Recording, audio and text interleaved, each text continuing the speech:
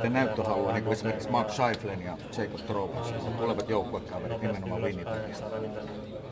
Miten paljon se on niin siinä tavalla näyttöhalua, että hei, mä oon valmis näihin gameihin jo nyt? No onhan se kiva näyttää kuitenkin hyviä jätkiä, niin pääsee heti pelaamaan niitä vastaan. Kun ei kaudella toivottavasti pääse, niin kyllä siinä on kiva näyttää kavereille, että mä oon reenannut kesällä ja pystyn pelaamaan niiden kanssa tänä vuonna, niin on se kiva päästä näyttää, mutta ei nyt ihan viitti kaikkea itseluottamusta niiltäkään viedä, kun kuitenkin kausi on vasta eessä, niin katsotaan sitten sen jälkeen, että mikä on. Ketju on nyt sama kuin mikä oli MM-kisossakin, että sulla on heti tutut kaverit siinä rinnalla, kun se aika hyviä kavereita muitakin, mutta olisi laitettu kuitenkin uuteen ketjuun, niin miten paljon sä koet, että siitä on hyötyä? Teillä on nyt kuitenkin jo monta harjoitusta takana ja kymmenkunta peliä takana.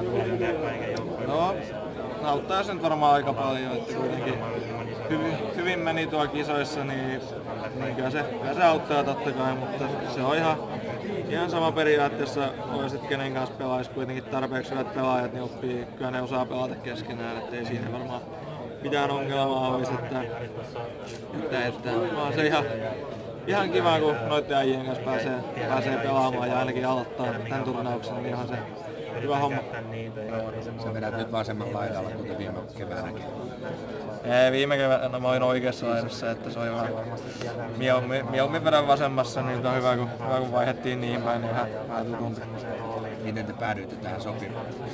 Kävitte sitten keskustelussa? Ei käyty, että Marjamäki sanoi, että mä oon vasen ja Jussi on oikein, niin eipä siinä oikeastaan hirveästi kyselty enää sen jälkeen, että sitten mentiin vasempaan.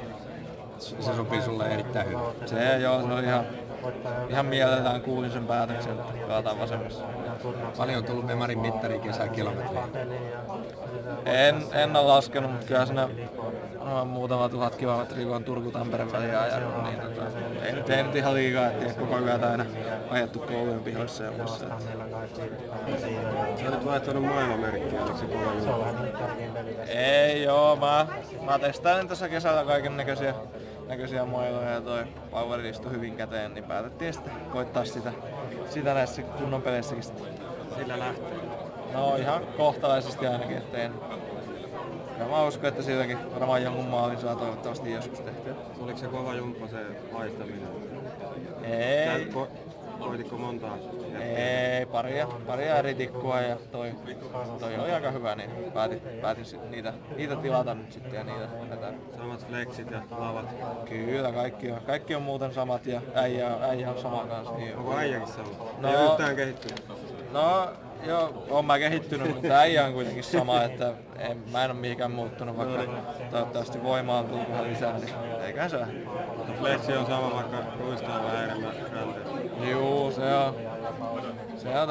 on se vähän jäykempi, mutta semmonen, että sillä pitäisi ainakin.